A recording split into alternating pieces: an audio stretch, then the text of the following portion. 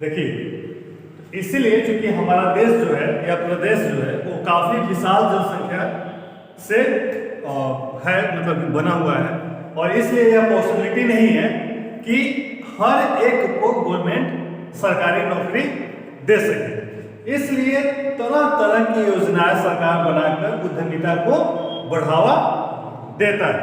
तो उद्यमी समझ गए आप लोग, उद्यमी क्या है, उद्यमिता क्या है। इससे रिलेटेड जैसे बिहार सरकार का पिछले साल एक योजना लॉन्च किया गया, बिहार सरकार उद्यमी योजना। इस योजना के तहत आपको 10 लाख रुपए दिया जाता है। इस योजना के तहत आपको 10 लाख रुपए दिया जाता है। यह और उसमें क्या होता है कि 10 लाख में 5 लाख रुपए जो है वो गवर्नमेंट का सब्सिडी होता है, जो कि आपको रिटर्न नहीं करना है, ठीक है। और जो 5 लाख रुपए एक्स्ट्रा बच जाता है वो आपको 1 साल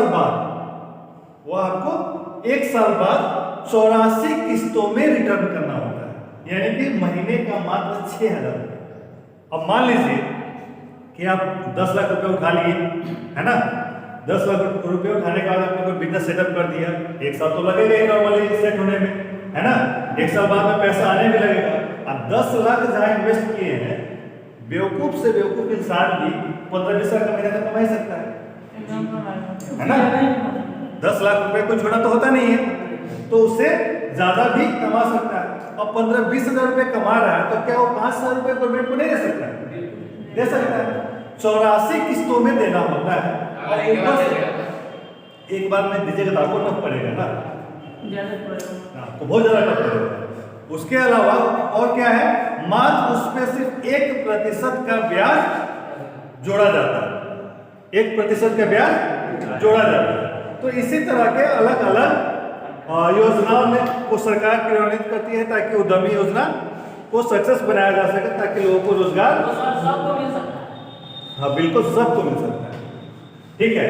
लेकिन उसके लिए एक चीज होना जरूरी है।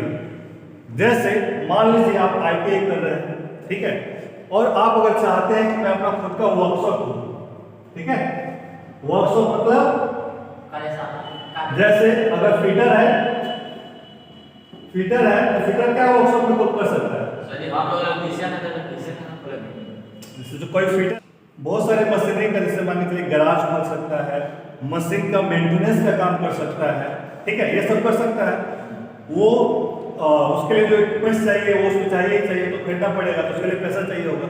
जो इलेक्ट्रिशियन है उसके पास क्या स्कोप है कि वो खुद से फैन बना सकता है, बहुत इजी प्रोसेस है फैन बनाना।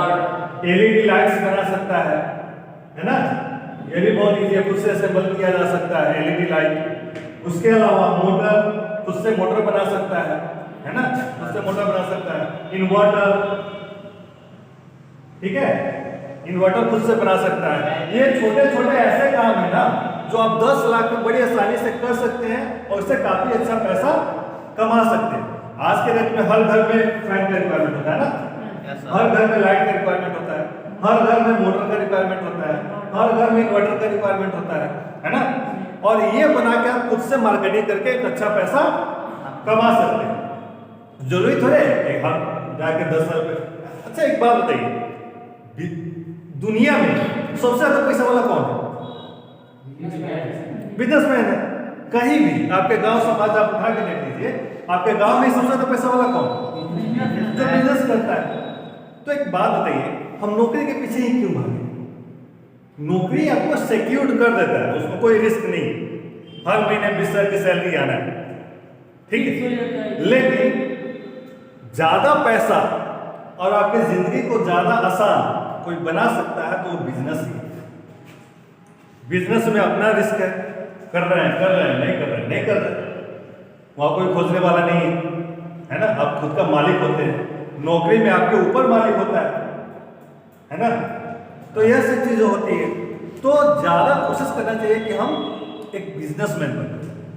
चलिए आज अपने समाज में खास करके हम जिस भौगोलिक स्थिति में बिहार में रहते हैं, हम यह देखते हैं कि बहुत सारे लोगों का यह मेंटलिटी है, बहुत सारे, एक लार्ज नंबर में, बड़ा से बड़ा घर का बेटा भी होगा ना, जिसके घर में 1,000 बीघा जमीन हो, उसका भी बेटा ग्रेजुएशन करके आईएएस की तैयारी करता है, मतलब उसको भी क्या बनना है, एक नौकर ही बनना है। यार मालिक बनो ना, नौकर क्यों बन रहे है ना।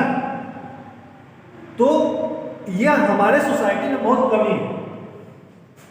कारण इसका क्या है, उस प्रकार का एजुकेशन भी हमारे सोसाइटी में नहीं है जो यह हमारे अंदर हमारे कॉन्फिडेंस को बिल्ड कर सके कि हमें बिजनेसमैन बनना है।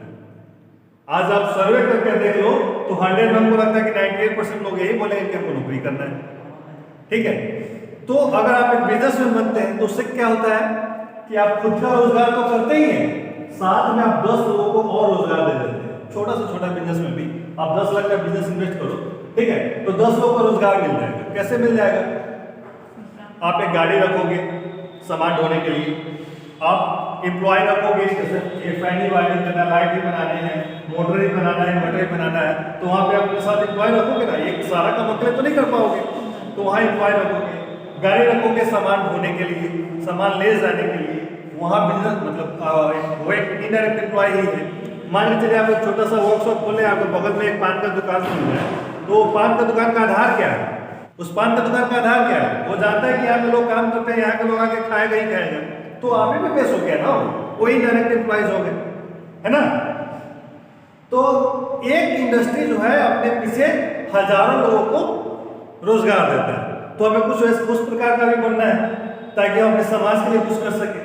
अरे अपने समाज में तो सब लोग खाली लेने वाला है, यही वजह है कि बिहार में ना थोड़ा सा दिक्कत होता है ना, देने वाला कोई नहीं क्या है। तो हमें कुछ इस प्रकार का बनना है, ठीक है। अच्छा, उद्यमी बनने में, ये तो हो गया उद्यमी बनने के फायदे। उद्यमी समझ गए, उद्यमी क्या है, उद्यमी बनने के फायदे भी हम समझ गए। लेकिन जनरल बात यहाँ ये आता है कि लोग उद्यमी बनना चाहता कि जिस सरकारी ऑफिसर को आप देखते हैं कि भैया बहुत रॉयल क्लास का लाइफ जी रहा है, वो 1.5 लाख क्लास नहीं है, वो अंदर की कमाई है, वो लीगल नहीं है, तो बर्बाद कमाई तो होगा, ठीक है, वो लीगल नहीं है। ये हमारे देश को खोखला कर रहे हैं, एक अलग बात है, ठीक है, जिसका भी देख रहे हैं वो लीगल कमाई नहीं है। अभी एक सरकारी इंजीनियर पकड़ा गया दरभंगा में, ठीक है, उसके पास इतना पैसा मिला कि 3 दिन तक मशीन से काउंट किया गया। उद्यमी जो है पूरा व्हाइट मनी कमाता है, क्योंकि भाई वो बिजनेस कर रहा है, व्यापार कर रहा है, उसका जो भी पैसा आता है। हाँ, उद्यमी लोग भी क्या करते हैं ना, इनकम टैक्स की चोरी करते हैं, इनकम टैक्स की चोरी करते हैं। लेकिन फिर भी अगर इनकम टैक्स की चोरी ना भी करें तो उनका बिजनेस इतना रहता है कि वो लोग बहुत ज्यादा पैसा अर्न कर सकते हैं, और उसके अलावा उसके ऊपर 5 लोग और कमाने वाले हो जाएंगे, वो लोग भी अर्न करते रहेंगे। लेकिन बाधाएं क्या है, बाधाएं ये है, सबसे पहला जो बाधा है उद्यमी बनने में, अच्छा आपका मन में सबको चाहता है कि ना छोड़ो बिजनेस क्या करें, इसका सबसे बड़ा प्रॉब्लम है रिस्क लेना। आपने कभी सीखा नहीं, ठीक है। क्यों रिस्क लेना, ये रिस्क लेने से डरता क्यों है आदमी, क्योंकि उस फील्ड में आपको नॉलेज होता नहीं, ठीक है। तो उसके लिए सबसे पहले तो जरूरी है कि आप नॉलेज लीजिए, है ना।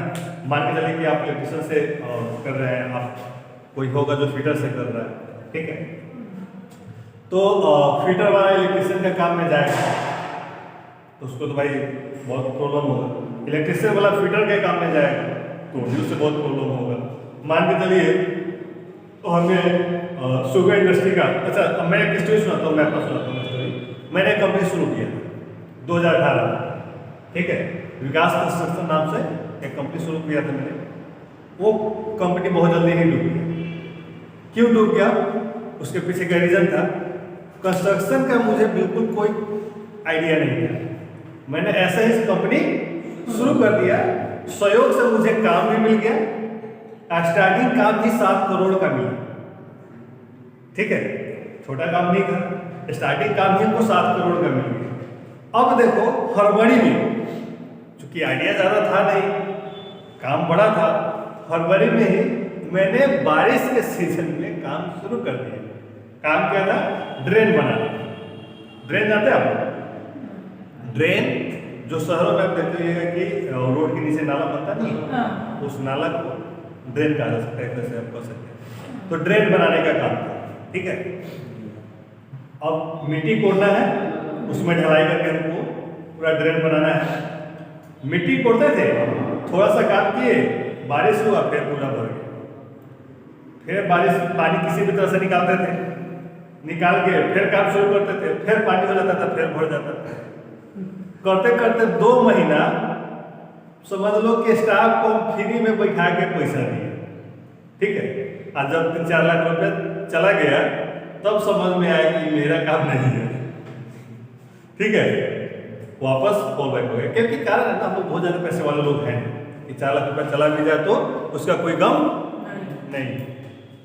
लेकिन एक सीख मिला कि हम जिस फील्ड में बेटर है, जिस फील्ड का हमें नॉलेज है, हमें सिर्फ वही काम करना चाहिए। क्योंकि वो काम कीजिएगा तो आप दिल से कर सकते हैं और आपको ज़्यादा तकलीफ भी नहीं होगा। तो उद्यमी बनने का सबसे बड़ा ये प्रॉब्लम होता है ज्ञान की कमी, नॉलेज की कमी। किसी भी क्षेत्र में जाने से पहले नॉलेज होना चाहिए। बिल्कुल नॉलेज होना चाहिए हर एक फील्ड में। तो पहले नॉलेज गेन कीजिए, उसके बाद रिस्क, मतलब रिस्क कैसे लेना है, रिस्क को कैसे बांटना है, ठीक है, यह सीखिए और अपने मन को थोड़ा समझाइए तो आपको उद्यमी बनना ज़्यादा टफ नहीं है। दूसरा होता है पैसों की कमी। हर कोई, मान के चलिए मैं बहुत सारा गरीब लड़का ऐसा जिसके पास ऐसा ऐसा आइडिया है, ठीक है। अब जैसे बेगूसराय का एक लड़का से 1 सप्ताह पहले गूगल को हैक कर लिया, ठीक है। अब सोच के देखिए वो लड़का कितना टैलेंटेड है।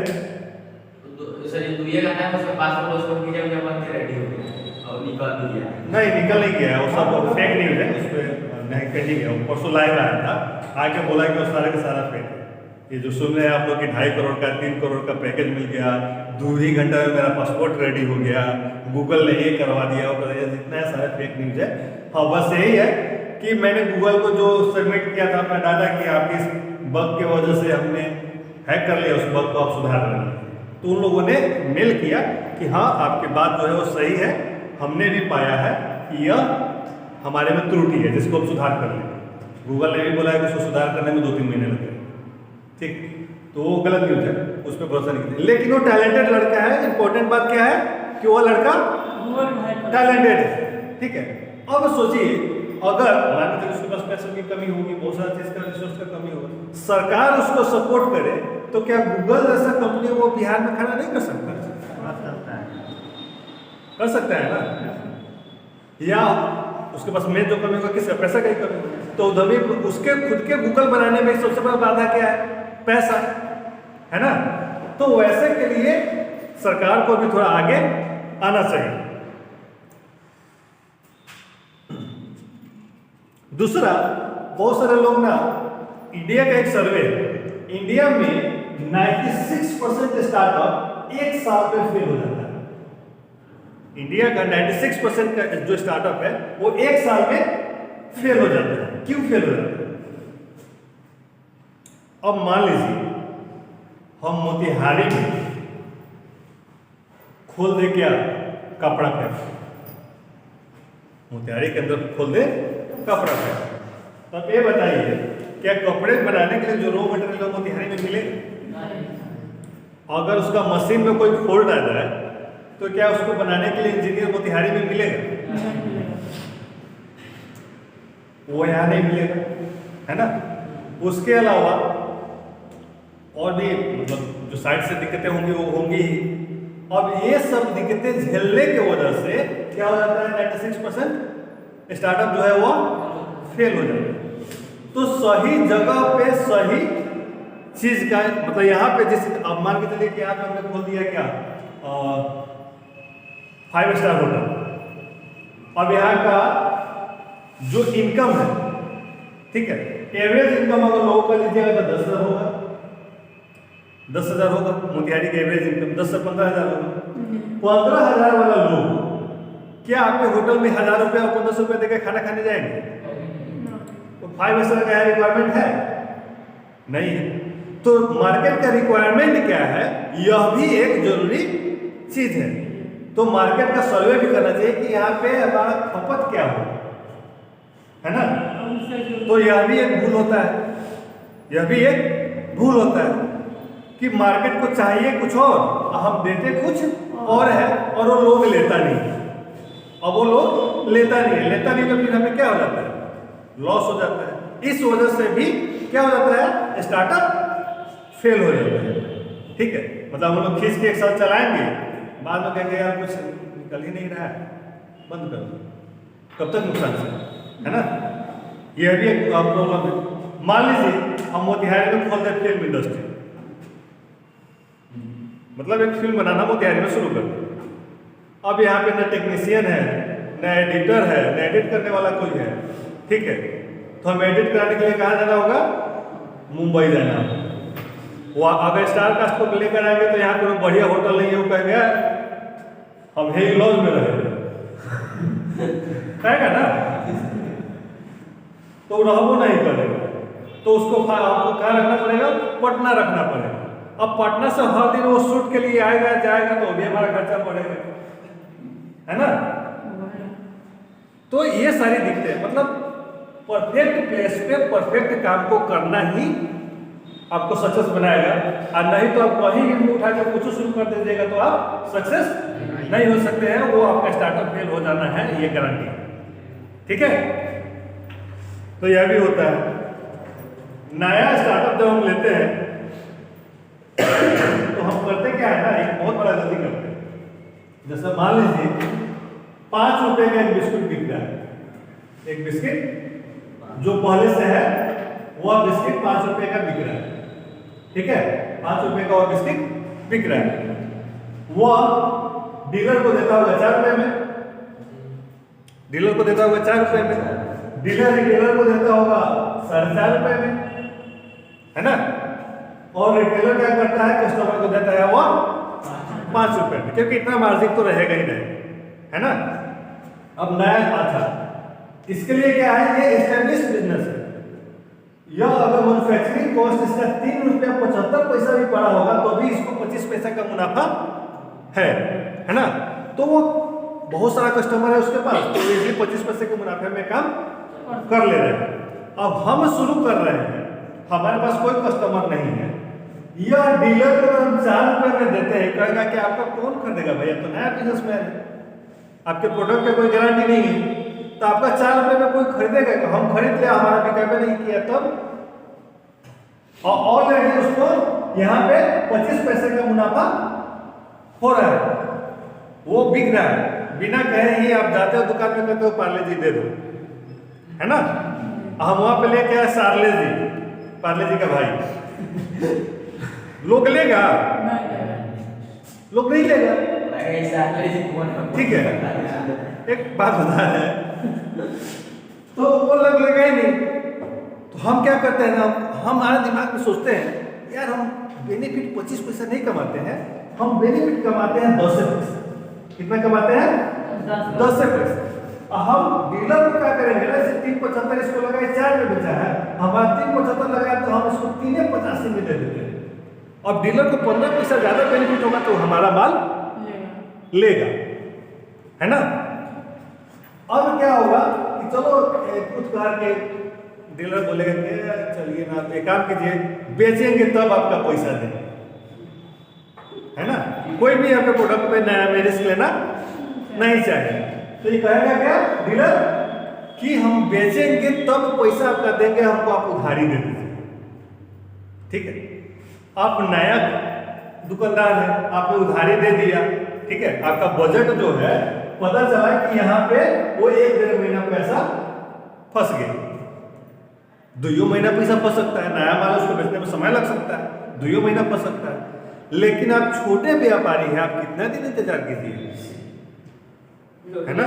एक तो मार्जिन कम है आपका, ऊपर से पैसा फंस गया आपका 2 महीने के लिए। आप जो बिजनेस शुरू किए वो लोन लेके शुरू किए हैं, उसका ब्याज ही चल रहा है ना। तो ये स्टार्टअप क्या हो जाता है आपका? दम तोड़ देता है। यह स्टार्टअप क्या हो जाता है? दम तोड़ देता है। तो यह भी एक दिक्कत है। अब मान लीजिए जैसे कि आप हमने कपड़ा उद्यमी का आपको एक बताया था, तो पूरे इंडिया में ऐसा माना जाता है कि जींस का जो क्वालिटी लुधियाना देता है ना, वो कहीं और नहीं होता है। क्यों?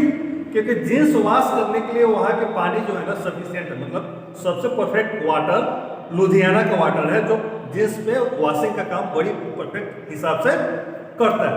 हम यहाँ खोलेंगे तो हमारा क्वालिटी तो लो हो जाएगा, है ना, हमारा क्वालिटी क्या हो जाएगा, लो हो जाएगा। तो फिर हमारा प्रोडक्ट कोई क्यों खरीदेगा, हमें और कम दाम में काम करना। पर अगर वो बनाने में उससे ज्यादा लग गया और बेचे हमने कैसे, उससे कम में, तो हमारे स्टार्टअप तो फिर हो ही जाएगा। तो यह भी एक दिक्कत होता है। तो ये सब चीजों पे गौर करते हुए तब हमें स्टार्टअप को शुरू करना चाहिए।